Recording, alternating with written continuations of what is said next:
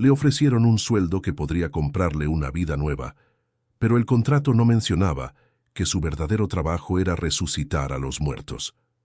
Helena lo entendió en el momento en que las imponentes rejas de hierro de la mansión Blackwood se cerraron a su espalda con un estruendo metálico y final, como la tapa de un ataúd.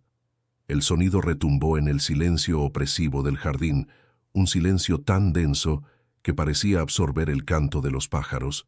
Llevaba una sola maleta, que contenía los restos de una vida que se había incendiado hasta los cimientos, y la frágil esperanza de que aquel lugar, por lúgubre que pareciera, sería su refugio. No sabía que estaba entrando en un mausoleo disfrazado de hogar, una jaula de oro donde el dolor se había convertido en el único habitante con derecho a hacer ruido.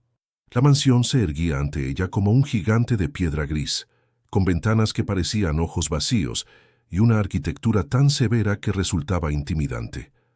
La mujer que la recibió en la puerta, la señora Elvira, el ama de llaves, encajaba perfectamente con el entorno. Era alta, delgada como un junco, y con un moño tan apretado que parecía estirarle la piel del rostro, dándole una expresión de perpetua desaprobación. Sus ojos grises la escanearon de arriba abajo, y en ellos Helena no vio bienvenida sino el hastío de quien ve pasar a otra candidata condenada al fracaso. «La estábamos esperando», dijo con una voz sin inflexiones, una voz que no había conocido la calidez en mucho tiempo. «El señor Blackwood la recibirá en su despacho. Sígame». Cada paso sobre el suelo de mármol pulido resonaba en el vacío. Los muebles estaban cubiertos con sábanas blancas, como fantasmas sentados en una eterna vigilia. El aire olía a cerrado, a polvo y a una tristeza tan penetrante que se adhería a la ropa. En las paredes, los huecos de cuadros retirados eran cicatrices pálidas. Solo un retrato permanecía colgado en lo alto de la escalera principal, el de una mujer de belleza radiante, con una sonrisa que parecía el último vestigio de sol en un mundo de sombras. Era Isabella Blackwood, la difunta señora de la casa, fallecida hacía poco más de un año en un trágico accidente de coche. El despacho de Arthur Blackwood era tan frío como el resto de la casa. Él estaba de espaldas, mirando a través del ventanal un jardín perfectamente cuidado pero sin vida. Era un hombre joven, probablemente no mucho mayor que Helena, pero se movía con la pesadez de un anciano. Cuando se giró, Helena vio un rostro que alguna vez debió ser apuesto, ahora demacrado por el insomnio y la pena. Sus ojos, de un azul profundo, estaban vacíos, desprovistos de cualquier emoción. «Helena Ramos», dijo él, más como una constatación que como un saludo. Su voz era un murmullo grave y monótono. «Ha leído el expediente de mi hijo, supongo». Helena asintió. «Leo tiene 8 años, y no habla. No ha dicho una sola palabra desde el accidente de su madre».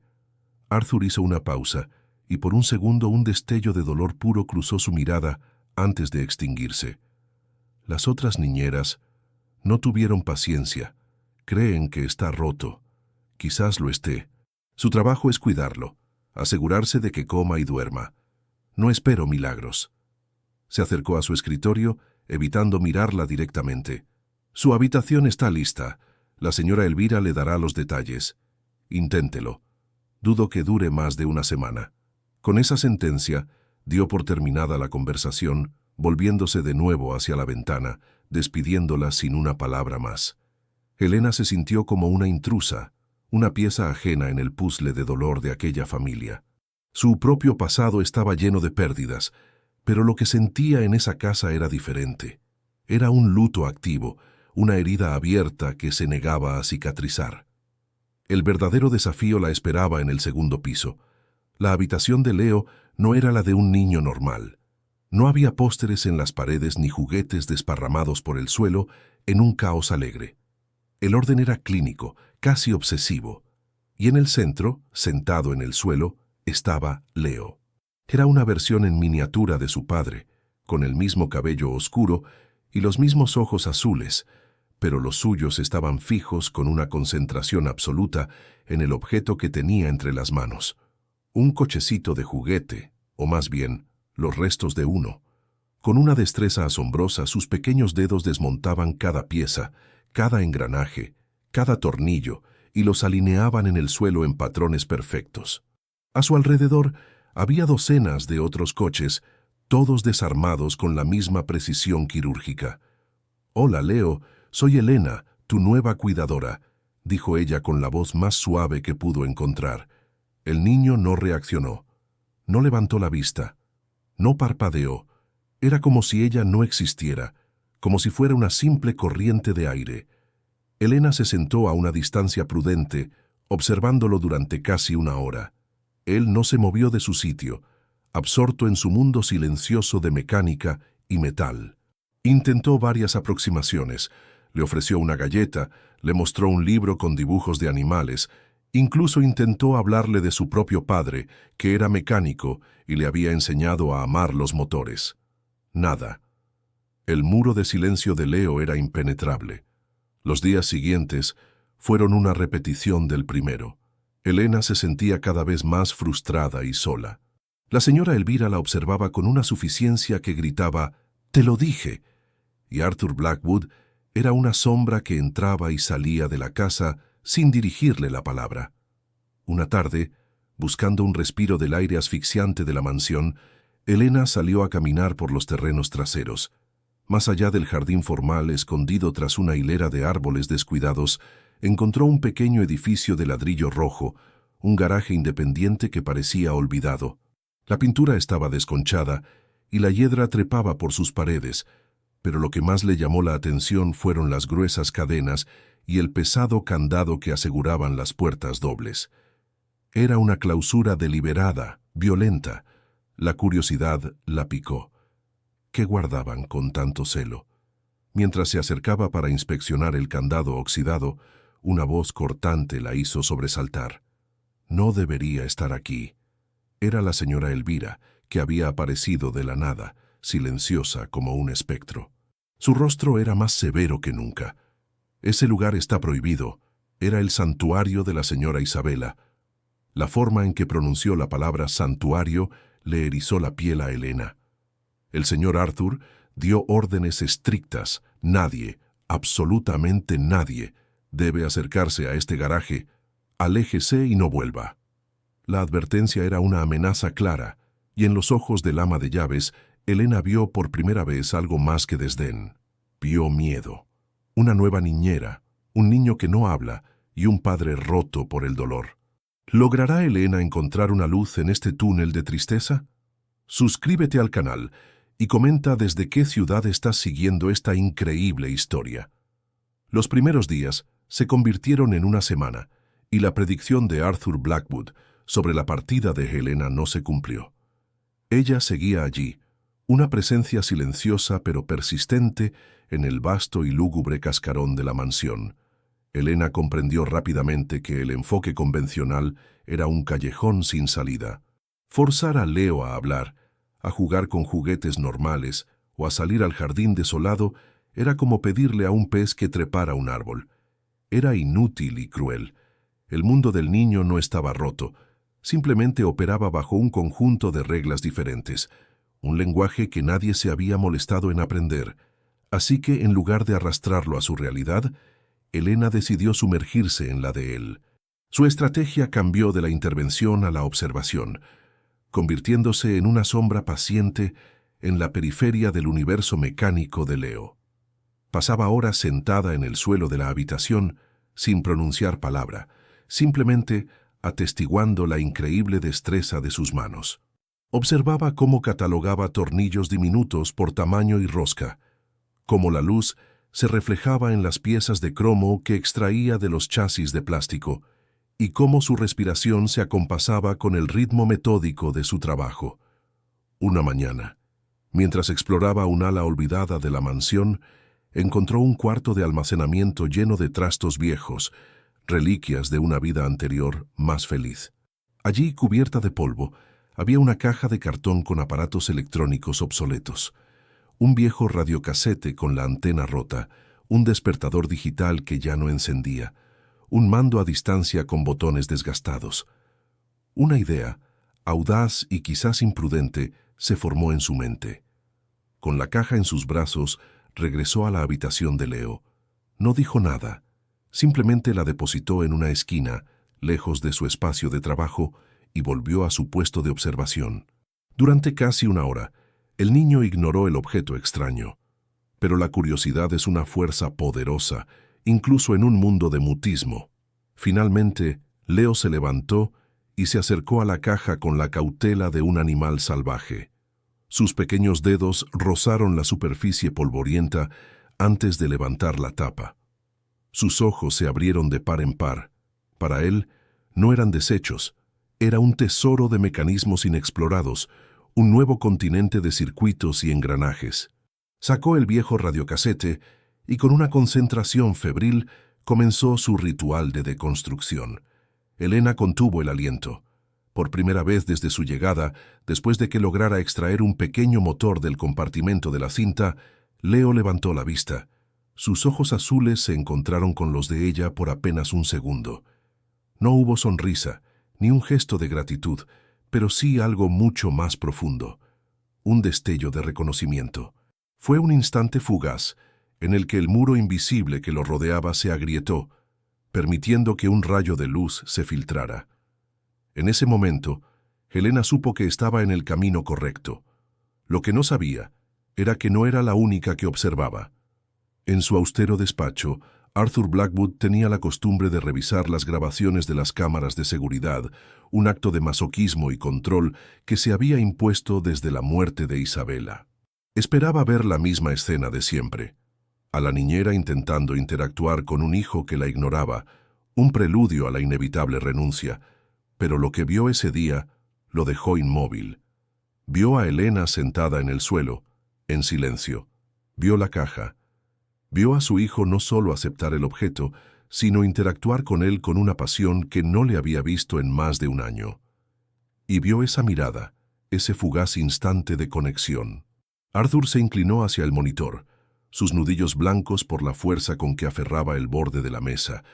Por primera vez en meses, algo había logrado perforar la coraza de apatía que lo envolvía.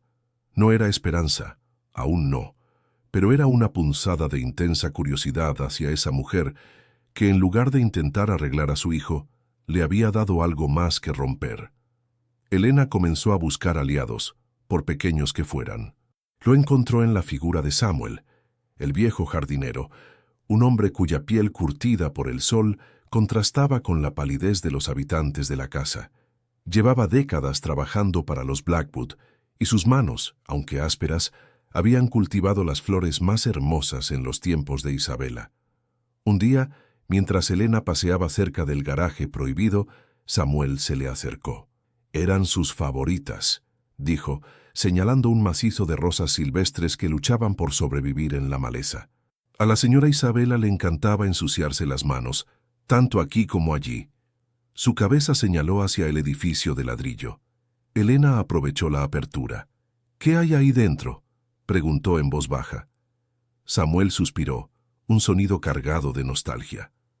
«El sueño de la señora, un de la Halle 130 Figoni et Falaschi, una belleza de 1937.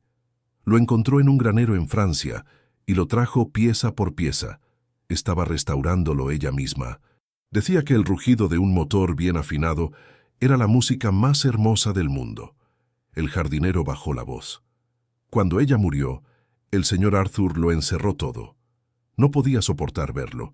Dijo que el silencio era mejor que un recordatorio constante de lo que había perdido. Esa información lo cambió todo. La obsesión de Leo ya no parecía una simple manifestación del trauma. Era un eco, una herencia. La conexión se hizo aún más evidente una tarde. Leo estaba trabajando en un camión de bomberos de juguete con una escalera extensible cuyo mecanismo se había atascado. Un diminuto engranaje se había salido de su sitio. La frustración se apoderó de él. Sus movimientos se volvieron bruscos y un gemido ahogado escapó de su garganta. En un gesto de pura desesperación, empujó el camión por el suelo en dirección a Elena. Era una súplica, un SOS, enviado desde su isla de silencio. Elena se arrodilló. Con cuidado, tomó el juguete y lo examinó. El problema era evidente para sus ojos entrenados. Sacó una horquilla de su cabello y con la punta metálica la usó con la precisión de un cirujano para realinear el engranaje. Un suave clic confirmó que la pieza estaba en su lugar. Hizo girar la manivela y la escalera se extendió suavemente. Le devolvió el camión a Leo. El niño la miró, luego miró la escalera funcionando y luego volvió a mirarla a ella. En sus ojos había asombro.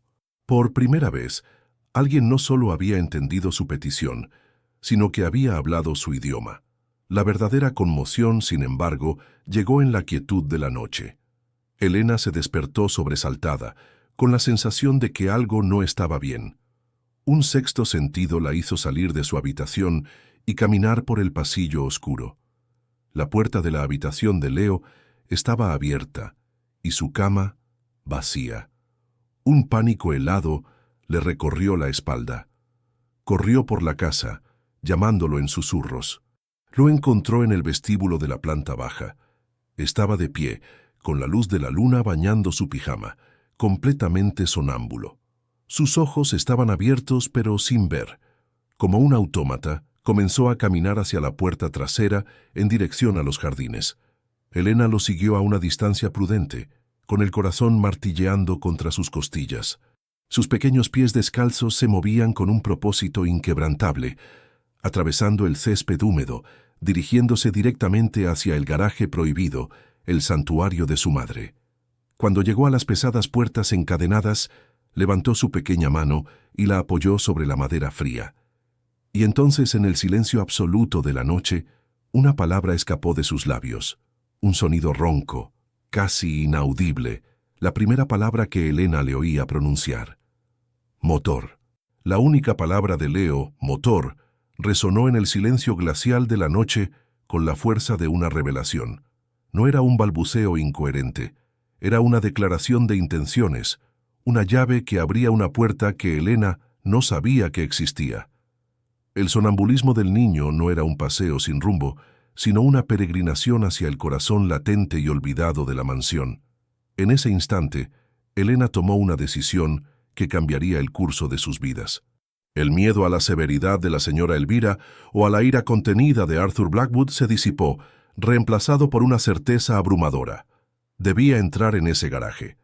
Sabía instintivamente que la respuesta al silencio de Leo no se encontraba en los manuales de psicología infantil, sino entre las paredes de ese santuario prohibido.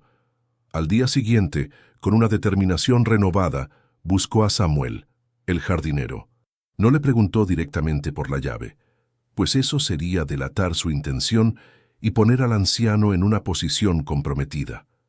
En cambio, le habló sobre su propio padre, sobre el olor a grasa y metal que impregnaba su infancia, y sobre cómo el sonido de un motor bien cuidado era como una canción de cuna para ella. Samuel la escuchó con una media sonrisa comprensiva, sus ojos arrugados delatando una sabiduría que iba más allá del cuidado de las rosas. Más tarde, esa misma tarde, mientras Elena recogía unas herramientas de jardinería que Samuel había dejado olvidadas cerca del porche trasero, encontró una solitaria y pesada llave de latón sobre la repisa, parcialmente oculta por una maceta. No había nota, no hubo un cruce de miradas. Fue un acto de complicidad silenciosa. Esa noche esperó a que la casa se sumiera en su quietud habitual. Con el corazón latiéndole con fuerza en el pecho, despertó suavemente a Leo, quien al ver la llave en su mano pareció comprenderlo todo sin necesidad de palabras. Sus ojos se iluminaron con una intensidad que Elena nunca le había visto. Juntos se deslizaron fuera de la casa como dos conspiradores, la pequeña mano del niño firmemente sujeta en la de ella. La llave encajó en el viejo candado con un chirrido metálico que pareció un grito en la noche. Las cadenas cayeron al suelo con un estruendo sordo, y con un esfuerzo combinado empujaron las pesadas puertas de madera. El aire que salió del interior era espeso, cargado con el aroma de aceite de motor, cuero viejo y tiempo estancado. Era el perfume de un sueño en pausa. Al encender la luz con un interruptor polvoriento, el taller de Isabella Blackwood se reveló ante ellos. Era una cápsula del tiempo perfectamente conservada. Las herramientas colgaban en siluetas ordenadas sobre los paneles de madera. Los manuales técnicos estaban apilados en un banco de trabajo, e incluso una taza de café a medio beber descansaba sobre un taburete, como si su dueña fuera a regresar en cualquier momento para terminarla. Y en el centro, bajo una lona de color marfil, se adivinaba una silueta de curvas majestuosas y elegantes. Con una solemnidad casi religiosa, Elena y Leo tiraron de la tela, y el polvo danzó en el haz de luz, revelando la joya que ocultaba. Era el de la Halle 135M, una obra de arte sobre ruedas, una escultura de metal de un azul tan profundo que parecía contener la noche entera. Su diseño de gota de agua fluía desde el capó hasta la cola en una línea ininterrumpida de pura belleza aerodinámica. Estaba cubierto de una fina capa de polvo, pero ni eso podía opacar su magnificencia. Leo se acercó al coche, sus ojos recorriendo cada detalle, cada cromado, cada línea. No lo tocó, lo veneró con la mirada. Luego caminó hacia la parte delantera y, con un esfuerzo considerable para su tamaño, logró levantar un lado del pesado capó. El motor, una compleja maravilla de la ingeniería de los años 30, estaba parcialmente desmontado. Piezas limpias y ordenadas descansaban sobre un paño de terciopelo junto al bloque principal. Fue entonces cuando ocurrió la verdadera epifanía. Leo levantó su pequeño brazo y señaló con su dedo índice una ubicación específica en el interior del motor, donde la culata se unía al bloque. Luego miró a Elena y realizó una serie de gestos increíblemente complejos con sus manos, un movimiento de torsión, un golpeteo rítmico y luego un gesto que imitaba el flujo de un líquido.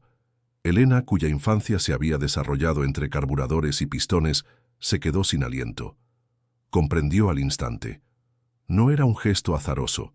El niño le estaba indicando una secuencia de apriete específica para los tornillos de la culata y la necesidad de purgar el sistema de refrigeración.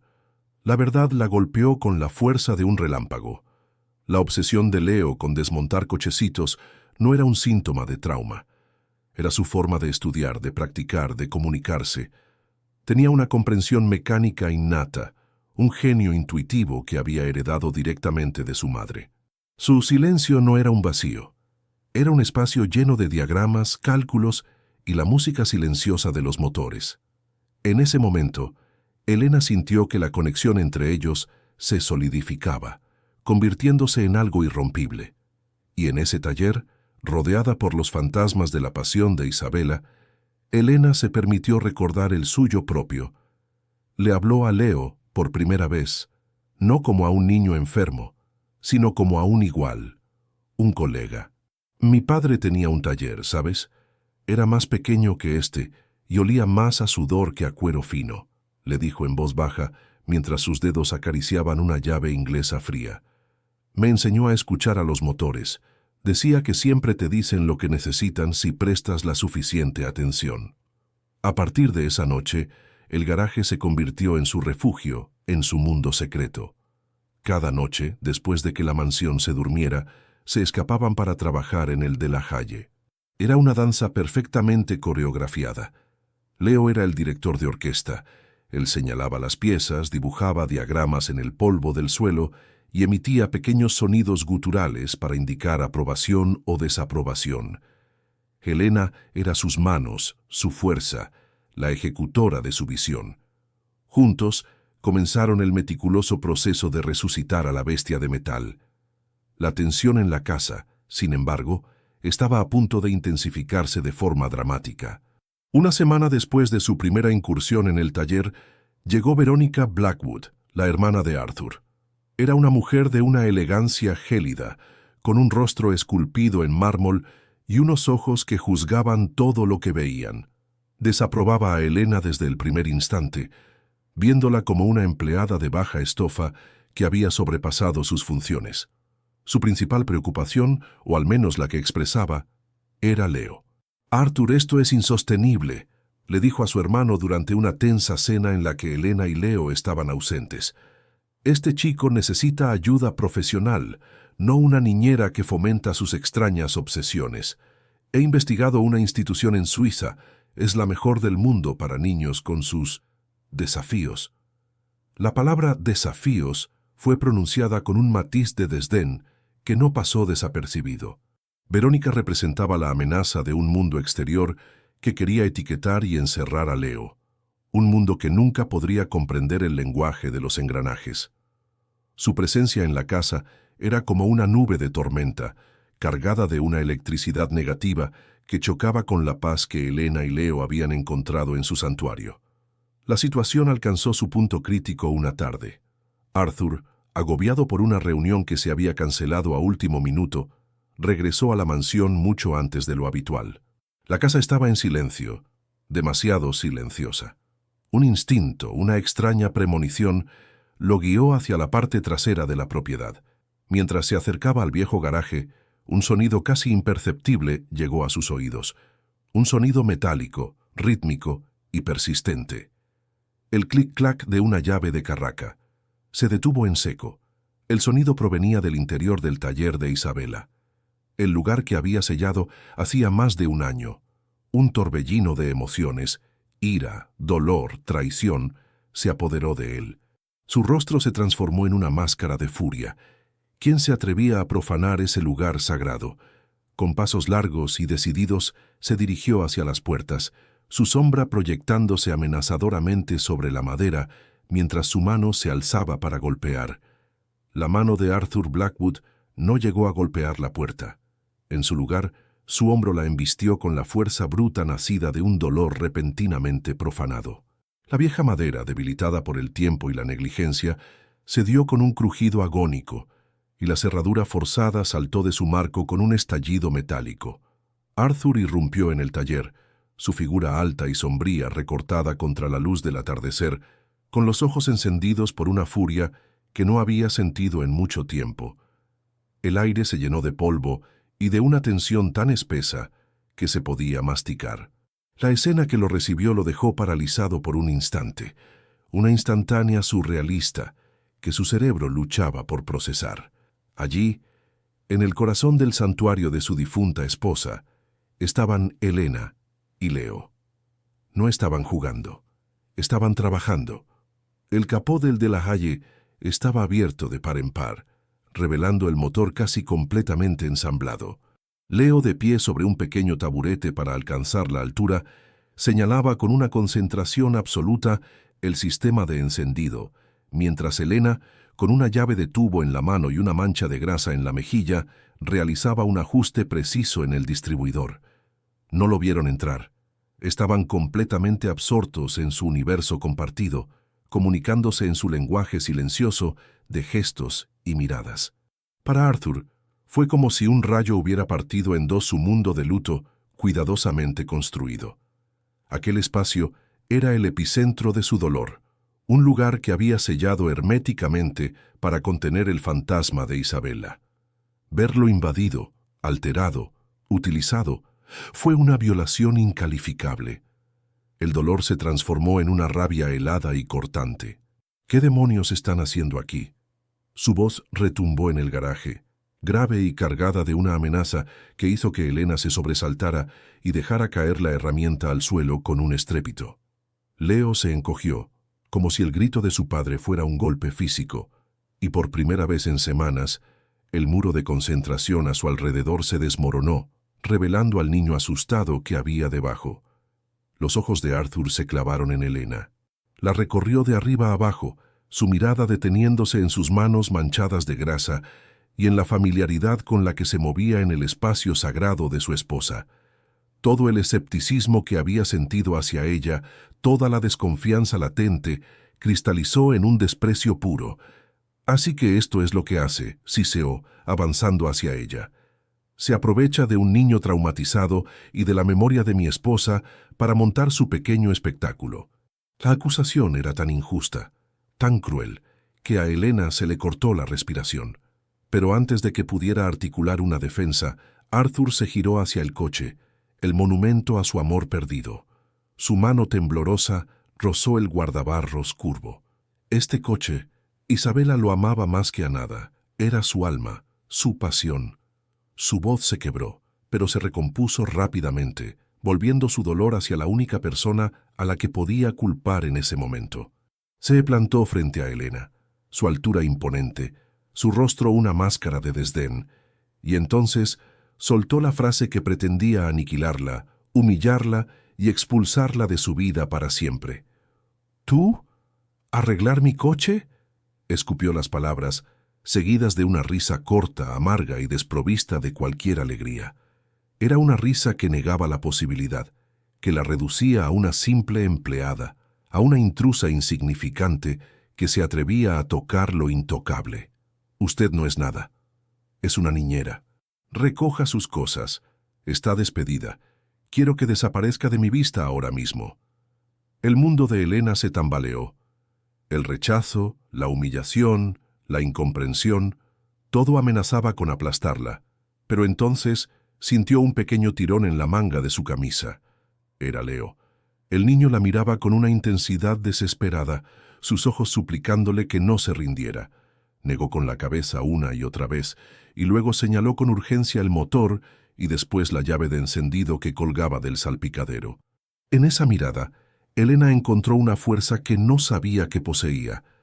La paciencia, la dedicación y el amor que había invertido en ese niño y en ese motor convergieron en un único momento de claridad desafiante. Se enderezó, levantó la barbilla y miró a Arthur directamente a los ojos, su propia mirada ardiendo con una calma que lo desarmó. «No entiende», dijo ella, su voz firme, sin un atisbo de miedo. «Su hijo no está roto. Estaba esperando que alguien lo escuchara». Ignorando la orden de Arthur, se inclinó y recogió la llave de tubo del suelo. Con una última torsión precisa y segura en el tornillo que Leo le había indicado, finalizó el ajuste. Luego, sin apartar la vista del rostro estupefacto de Arthur, caminó hacia la puerta del conductor. «Su hijo me ha guiado en cada paso», afirmó. «Él me mostró lo que le faltaba a Isabela por conectar. Él lo sabe. Lo ha sabido todo el tiempo». Se deslizó en el asiento de cuero del conductor, un asiento que nadie había ocupado en más de un año. El olor de Isabela todavía impregnaba el habitáculo. Miró a Leo, que la observaba con el aliento contenido. El niño asintió lentamente, una sola y solemne inclinación de cabeza. Era la señal. Elena introdujo la llave de latón en el contacto. El silencio en el garaje era absoluto, tan profundo que podía oír el latido de su propio corazón. Giró la llave. El motor de arranque gimió, un sonido metálico y quejumbroso. Una, dos veces. Arthur soltó un bufido de suficiencia, un «se lo dije» no verbalizado. Pero Elena no desistió. Mantuvo la llave girada, y entonces un sonido diferente comenzó a emerger. Un tosido, un petardeo, y luego un murmullo que creció en intensidad hasta convertirse en un rugido atronador, gutural y magnífico, que hizo vibrar el suelo y sacudió el polvo de las vigas del techo. El motor del Delahaye, después de un año de silencio, había vuelto a la vida. El sonido era tan poderoso, tan lleno de vida, que llenó cada rincón del garaje, expulsando el aire viciado de tristeza y reemplazándolo con la vibración de una potencia pura. Arthur se quedó paralizado, su rostro pálido, sus ojos fijos en el motor que rugía, incapaz de comprender lo que acababa de presenciar. Pero el verdadero milagro, el que realmente haría añicos su mundo, estaba a punto de suceder. Leo, que había permanecido inmóvil junto al coche, se giró lentamente hacia su padre. Sus ojos, que durante un año habían sido espejos vacíos de un mundo interior inaccesible, ahora estaban claros, presentes y fijos en el rostro de Arthur. Abrió la boca y con una voz clara, infantil y temblorosa por la falta de uso, pero inconfundiblemente real, pronunció su primera palabra dirigida a él en 12 meses. Una sola palabra que contenía un universo de pérdida, de anhelo y de conexión. Mamá. La palabra flotó en el aire, suspendida en el estruendo del motor. Para Arthur fue como si el tiempo se detuviera. El rugido del coche se desvaneció hasta convertirse en un zumbido lejano. Lo único que podía oír era esa voz, la voz de su hijo y esa palabra. El muro de contención que había construido alrededor de su corazón se derrumbó. Las lágrimas, reprimidas durante tanto tiempo, brotaron de sus ojos y surcaron su rostro. Se dejó caer de rodillas, el sonido de su llanto ahogado mezclándose con el del motor. Finalmente, vio a su hijo.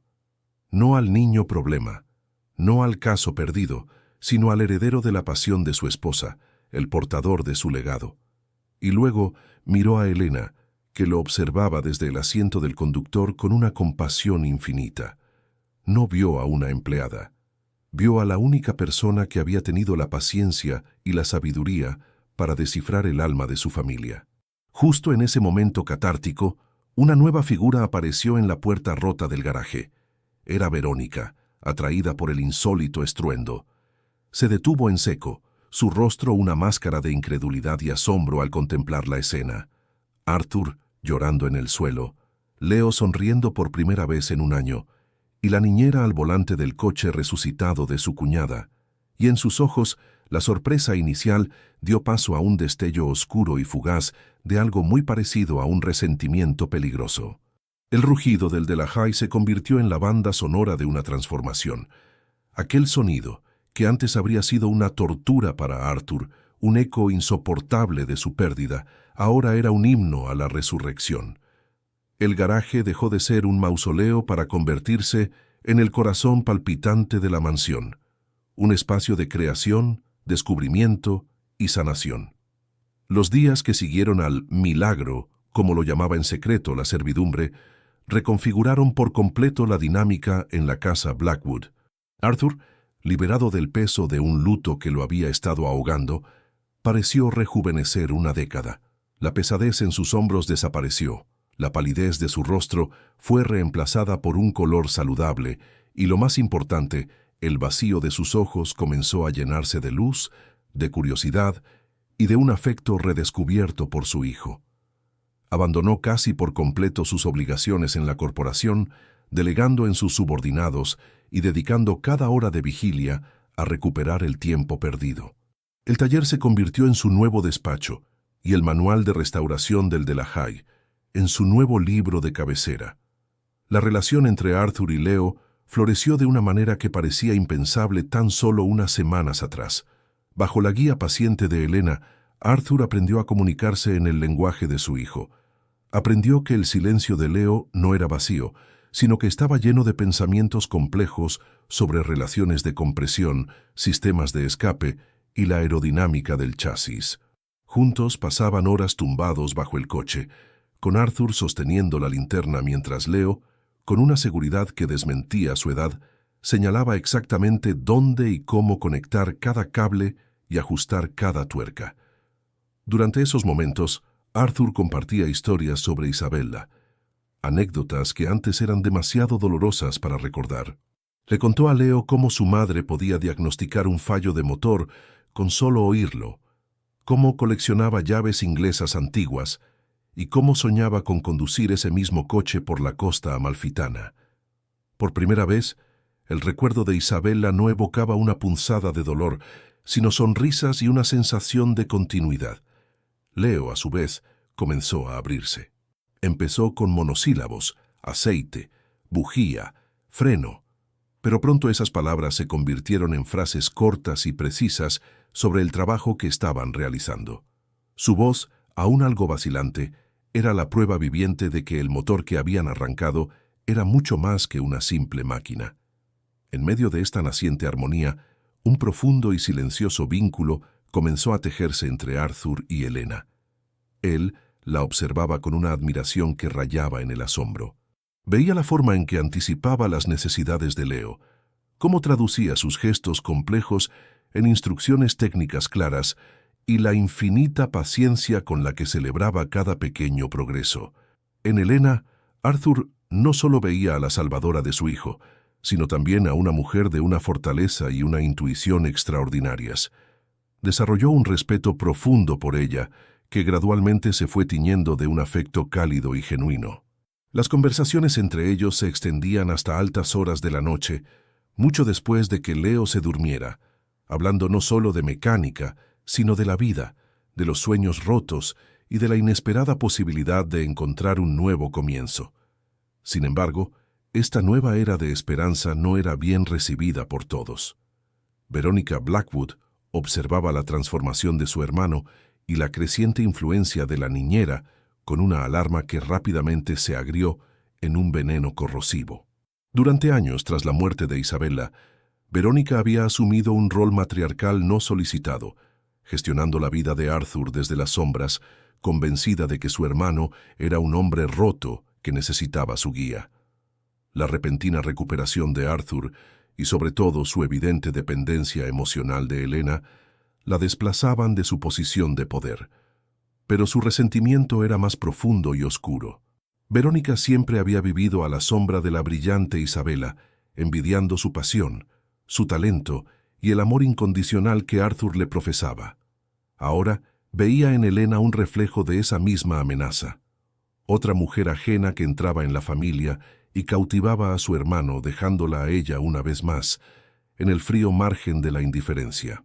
Convencida de que Helena era una impostora, una arribista que estaba manipulando a su vulnerable familia para hacerse con la fortuna Blackwood, Verónica decidió actuar. Su plan era sutil, diseñado para destruir la confianza, la base sobre la que se estaba construyendo todo el nuevo edificio familiar. Una noche, cuando la casa estaba en completo silencio, se deslizó fuera de su habitación y se dirigió al garaje. Con guantes de látex para no dejar huellas y usando una pequeña linterna, se acercó al de la Haye. No necesitaba ser una experta mecánica para causar un daño significativo. Su objetivo no era destrozar el motor, sino introducir un fallo intermitente, un fantasma en la máquina, que fuera difícil de diagnosticar y que hiciera parecer que el trabajo de Helena y Leo era defectuoso. Con un alicate, aflojó sutilmente la abrazadera del manguito principal del radiador, lo justo para que, con la vibración y el calor del motor, comenzara a gotear lentamente, provocando un sobrecalentamiento gradual. Luego, con una jeringuilla que había traído consigo, inyectó una pequeña cantidad de agua en el depósito del líquido de frenos, una acción maliciosa que comprometería la eficacia del sistema de frenado de forma progresiva e impredecible. Al día siguiente, la atmósfera estaba cargada de expectación. El coche estaba finalmente listo. Habían planeado su primer viaje de prueba, un corto recorrido por los caminos privados de la finca. Verónica se unió a ellos en el garaje, su rostro una máscara de falso entusiasmo. «Espero que todo ese esfuerzo haya valido la pena», comentó, su voz con un matiz de duda apenas perceptible. Sería una lástima que algo saliera mal después de todo. Arthur, demasiado feliz para notar el veneno en sus palabras, le sonrió. «Helena y Leo han hecho un trabajo impecable. Es perfecto». Se subieron al coche, Arthur al volante, Leo en el asiento del copiloto con un cinturón de seguridad especial y Helena en la parte trasera, observando a ambos con una sonrisa de orgullo.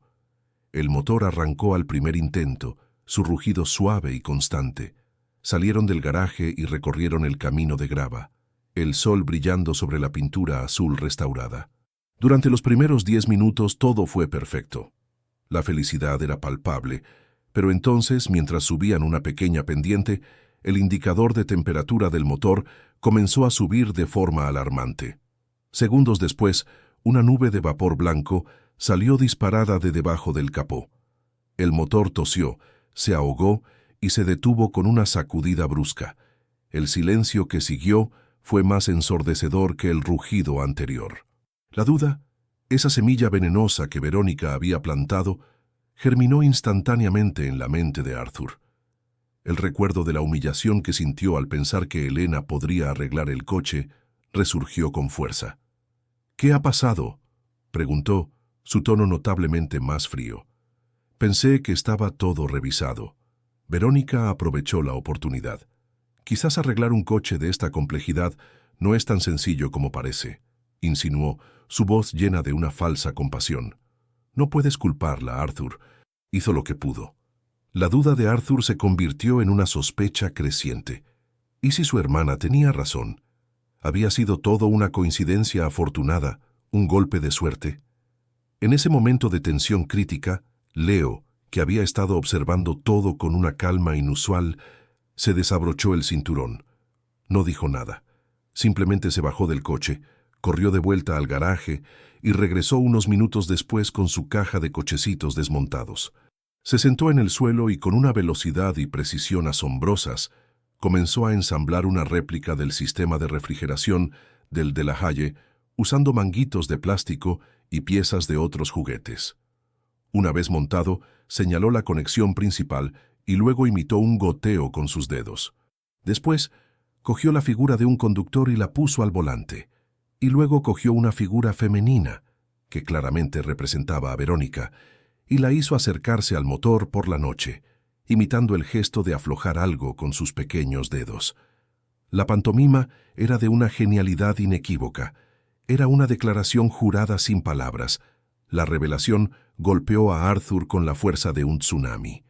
Miró a su hijo, luego a Elena y finalmente a su hermana, cuyo rostro había perdido todo su color. Para disipar cualquier atisbo de duda, Arthur abrió el capó. El vapor todavía salía del manguito principal, que ahora colgaba suelto, goteando anticongelante sobre el bloque del motor. Y entonces vio algo que congeló la sangre en sus venas.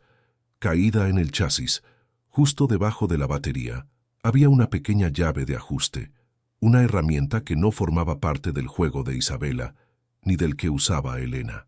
Era una llave específica, parte de un exclusivo juego de herramientas que él mismo le había regalado a Verónica por su cumpleaños años atrás, un regalo irónico para alguien que detestaba ensuciarse las manos. La recogió. Encajaba perfectamente en el tornillo de la abrazadera. El aire se volvió gélido. Se giró lentamente hacia su hermana, sosteniendo la pequeña pieza de metal cromado entre sus dedos, como si fuera la prueba de un crimen. Su voz, cuando finalmente habló, fue apenas un susurro, pero cargada con el peso de una traición monumental. ¿Qué has hecho, Verónica? La pregunta de Arthur, susurrada con una calma letal, quedó suspendida en el aire cargado de vapor y traición. La pequeña llave de ajuste en su mano era más elocuente que cualquier acusación a gritos. Era un veredicto silencioso e irrefutable. Verónica, atrapada en la red de su propio engaño, intentó farfullar una negativa, pero la evidencia era abrumadora, y la genial pantomima de su sobrino había demolido cualquier posible coartada. Su rostro, habitualmente una máscara de fría compostura, se descompuso en una mueca de pánico y resentimiento. Acorralada, la fachada se vino abajo y el veneno que había guardado durante años se derramó en un torrente de confesiones amargas. «Sí, fui yo», espetó, su voz temblando de una furia largamente reprimida. No podía soportarlo más, verla a ella, a esta intrusa, ocupar el lugar de Isabela, un lugar que nunca me corresponderá a mí. Tú la adorabas a ella, a su pasión por la chatarra ruidosa, mientras yo siempre estuve a tu lado en silencio. La confesión fue un torbellino de celos enquistados y una inseguridad tan profunda que había mutado en malevolencia. Confesó su envidia perpetua hacia Isabela, y cómo el ver a Elena triunfar, donde ella siempre se había sentido invisible, fue la gota que colmó el vaso de su amargura. Arthur la escuchó sin interrumpir, su expresión endureciéndose con cada palabra. El hombre que se habría desmoronado ante una confrontación así meses atrás, ahora se mantenía erguido, anclado por una nueva claridad. La traición de su hermana, aunque dolorosa, sirvió como el catalizador final de su transformación. Vio con una nitidez desgarradora cómo había permitido que las sombras del pasado y las influencias tóxicas dictaran el curso de su vida y la de su hijo. Cuando Verónica finalmente se quedó sin palabras, temblando en el silencio que siguió a su arrebato, Arthur tomó una decisión. «Se acabó, Verónica», dijo con una voz desprovista de ira, pero llena de una finalidad absoluta. «Has confundido la preocupación con el control y el amor con la posesión. Necesitas ayuda, pero no la encontrarás aquí». No hubo más discusión. La expulsión de Verónica de la mansión Blackwood no fue un acto de venganza, sino una cirugía necesaria para extirpar un tumor que había estado envenenando a la familia desde dentro. Su partida dejó un vacío, pero fue un vacío limpio, un espacio que ahora podía llenarse con algo saludable y nuevo. Con la última sombra disipada, la verdadera curación pudo comenzar. El incidente del sabotaje, lejos de destruir su confianza, la solidificó. Arthur se dio cuenta de la profundidad del talento de su hijo y de la necesidad de nutrirlo. Con la ayuda de Elena, comenzaron a investigar programas educativos para jóvenes superdotados en los campos de la ciencia y la ingeniería.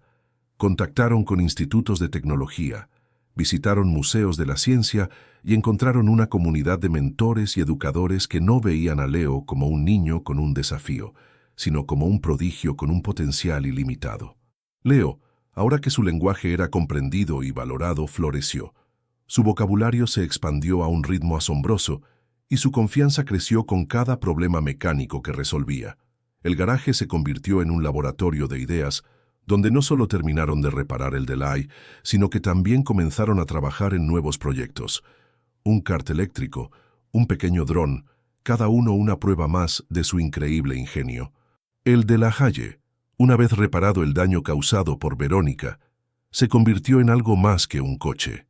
Era el símbolo tangible de su viaje colectivo.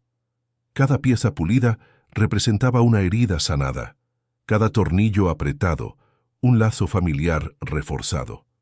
Ya no era una reliquia de un pasado doloroso, sino un trofeo a su resiliencia, una máquina del tiempo que, en lugar de llevarlos hacia atrás, los impulsaba hacia adelante. El clímax emocional de su sanación llegó en una soleada tarde de otoño. Habían decidido que el primer viaje oficial del coche no sería un simple recorrido de prueba, sino una verdadera excursión, un escape de los confines de la finca que los había retenido durante tanto tiempo. El destino era la costa, un lugar que Isabella había amado. Mientras se preparaban, la atmósfera en la casa era ligera, llena de una alegría genuina que no se había sentido en años. Helena observaba a Arthur y Leo trabajar juntos, pasándose herramientas y discutiendo sobre la presión de los neumáticos, y sintió una punzada de algo que no se había permitido sentir en mucho tiempo, la sensación de pertenencia, la sensación de estar en casa. Arthur se acercó a ella mientras Leo daba los últimos toques de abrillantador a un guardabarros. «Helena», comenzó, su voz seria pero cálida. «Cuando llegaste aquí yo era un hombre que vivía en un mausoleo, cuidando las cenizas de un recuerdo. Le hablaba a un fantasma y descuidaba al hijo que tenía delante. Tú no solo le diste a Leo una voz, me la devolviste a mí». Hizo una pausa, buscando las palabras adecuadas. «Lo que hiciste no fue un milagro mecánico, fue un milagro humano. Reensamblaste una familia que se había hecho pedazos. Y me di cuenta de que no quiero que seas solo la cuidadora de mi hijo. Quiero que seas mi compañera en este viaje». No era una propuesta de matrimonio extravagante, sino algo mucho más real y profundo. Una invitación a construir un futuro juntos, basado en el respeto mutuo, el afecto y la comprensión que habían forjado en el crisol de su dolor compartido. Helena, con los ojos llenos de lágrimas que no eran de tristeza, sino de una abrumadora gratitud, simplemente asintió. Su sonrisa lo decía todo. El viaje a la costa fue una celebración de la vida. Con Arthur al volante, Helena a su lado y un Leo radiante y hablador en el asiento trasero, el de la Haye azul surcaba las carreteras secundarias. El viento jugaba con el cabello de Helena y el sol se reflejaba en el capó como un futuro prometedor. Leo, por primera vez, no hablaba de motores. Hablaba del color de los árboles, de las formas de las nubes, señalando con entusiasmo cada detalle del mundo que se abría ante él. Se detuvieron en un mirador con vistas al océano. El aire salado era limpio y fresco. Mientras contemplaban la inmensidad del agua, Arthur rodeó los hombros de Helena con su brazo y Leo se acurrucó entre ellos. Eran una imagen de paz, una familia renacida de las cenizas. El coche, aparcado a sus espaldas, no era un recordatorio de la mujer que habían perdido, sino un testimonio de la mujer que los había encontrado, y al hacerlo, les había permitido encontrarse a sí mismos. La historia concluye con una imagen final y poderosa, el Delay clásico, una joya de ingeniería y resiliencia, recorriendo una carretera costera al atardecer. No están huyendo del pasado, sino conduciendo hacia el futuro, un futuro lleno de posibilidades, risas y el suave y constante ronroneo de un motor que, contra todo pronóstico, había vuelto a encender el motor de la vida.